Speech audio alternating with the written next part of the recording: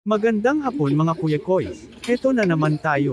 May ipaayos tayo na insulator machine na galing operating room. Nag-alarm tuwing nakaandar ang machine. Out of warranty na ito. Kaya tayo ang gagawa nito. E-try lang natin kung kakayanin ko ba na magawa ito. Checklist out. At tara buksan na natin. Kailangan malaman natin agad kung ano ang diferensya nito, para may report agad sa end user. At eto na, tanggalin na natin ang cover. Ito pala ang loob nito, compact lahat ang mga parts. Tingnan natin kung meron ba natanggal na parts. Isa-isahin natin. E-check natin ang power supply. Ang system board. Ang manifold system. Sa tingin ko naman ay baka sa system board ang problema nito kaya nag-alarm yung machine.